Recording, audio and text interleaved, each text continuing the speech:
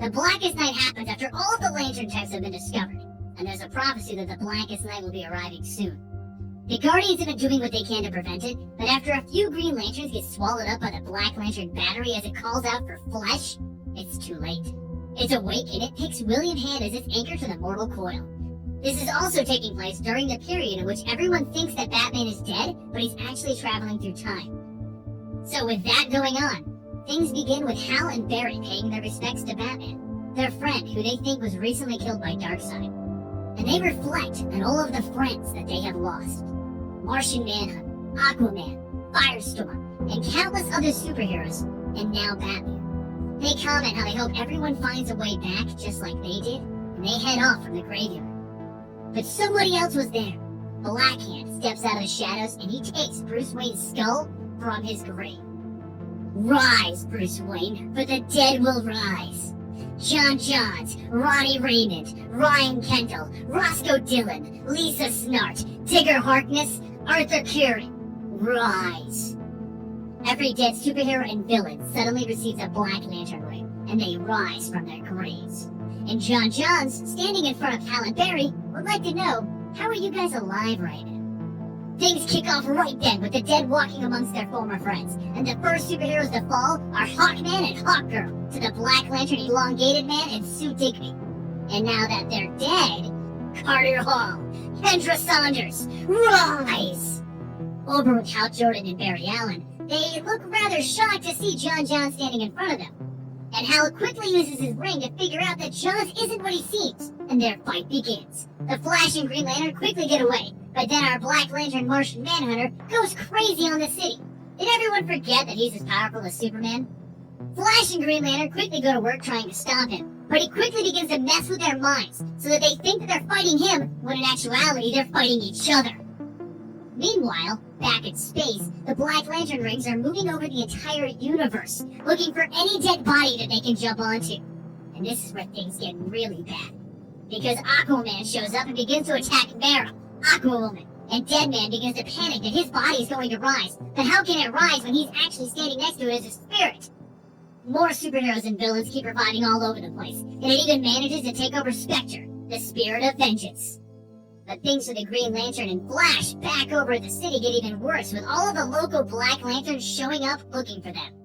Out in deep space, all of the dead members of the Green Lantern Corps begin to rise, Mogo included, and the other corps, they're all dealing with their members reviving. Yellow, Sapphire, and Orange are all now facing enemies that cannot be defeated. Back on Earth again, the Green Lantern and Flash are trying their best to defeat their former friends, and they seem to be failing. That is until an Indigo Lantern arrives and shows that she can destroy the Black Lanterns by tapping into the emotional spectrum. She quickly grabs the Flash and Green Lantern and she teleports them to the Hall of Justice. Where standing there is Mera, Firestorm, and the Atom. They all ask her what is going on and does she know what these Black Lanterns and these zombie things are. And she explains that the darkness was here in the beginning and it was placed in check by all of the other emotions. Well, the darkness is now pushing against us again, and all of the Lantern Corps are going to need to come together to stop him. And by him, I mean Necron, the entity of the Black Lantern Corps. But before they can come up with a solid plan, the Black Lanterns find them and begin to assault this small batch of surviving superheroes. Caught off guard, the evil Black Lantern Firestorm quickly turns the current Firestorm's girlfriend into table salt, killing her, and removing Firestorm from the equation. Every time the Black Lanterns kill somebody, the power levels on their rank continues to grow. And with the death of the other half of Firestorm, the Black Lanterns are at 56.56%. But killing the other half of Firestorm wasn't even their goal. You see, the Justice League keeps the bodies of their enemies in a crypt beneath the Hall of Justice. Which means that a whole bunch of former villains are now waking up as Black Lanterns. The Indigo Tribe members see this as being a problem, and she quickly grabs Hal Jordan and warps him away to build a group of lanterns to face against this coming threat. Flash, Mera, and the Atom all escape through a phone line using Atom's powers. Now across the galaxy, everyone is losing their fight against the undead. The Black Lantern rings brought here by the emotional spectrum are being used to try and take over the entire universe, with Black Hand leading the charge as Necron's connection to the real world. The Lanterns need to come together, or this will end horribly.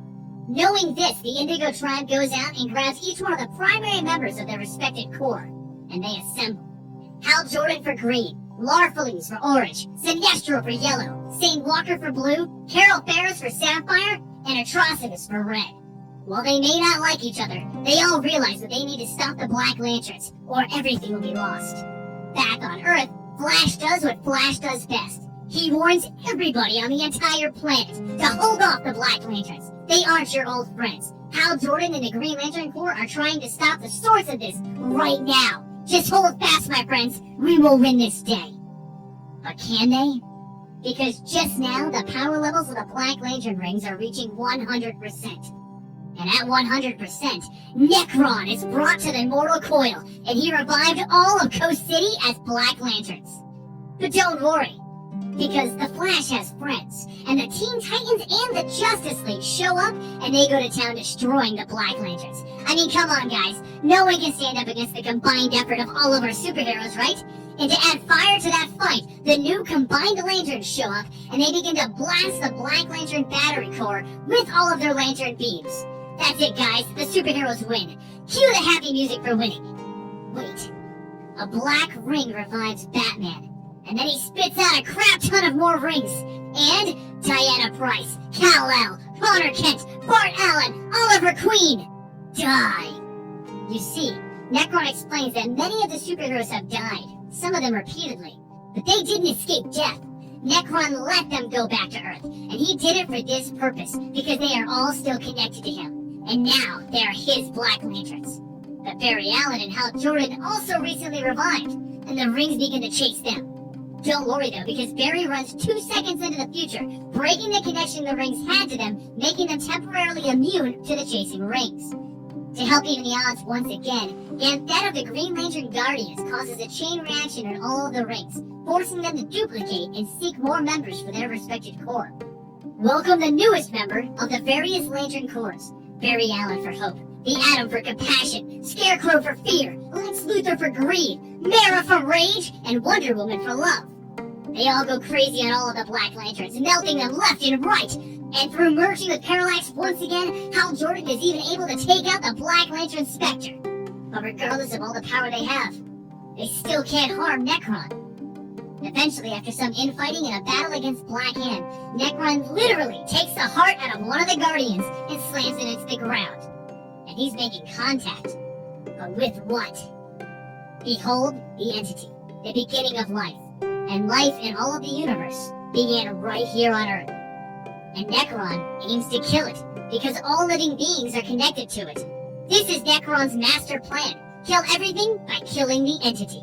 But the entity is just like any of the entities for any of the corps. If he can be hosted by someone, they might have the power to stop Nekron. And it's Sinestro who wants to prove his worth to everyone and save the universe as the first White Lantern. But it's still not enough. Nekron just reaches inside of Sinestro and tries to rip the entity right out of him. What can it possibly do to stop this? Hal Jordan gets all of the corps to blast Nekron with the power of all of the rings. And he then says, Nekron, you wanted to take credit for all of us coming back from the dead, but it wasn't you. We chose life. Everybody came back from the dead because we did it ourselves. We all chose life when given the option, and we are all connected to life. The entity sees this and gives everyone who came back from the dead a white ring. The White Lantern Corps is now born. The white rings go even further and they revive William Hand back to humanity, which is Nekron's connection to this world. And lastly, it revives everybody who rose first. Aquaman, Deadman, Hawkman, Hawkgirl, all of them are back. And with no connection to the mortal coil any longer, Nekron is defeated by our superheroes choosing life. Things are a bit off in the aftermath. Heroes and villains have been revived from the dead, and for what reason, we don't know. Even the Anti-Monitor has been revived from the dead and is roaming free in the universe once again, and Black Hand has vanished with the Indigo Tribe. And Deadman is no longer dead for some reason. There also seems to be a single White Lantern crash-landed in the world right now. All of this leads into The Brightest Day, the follow-up to this entire adventure.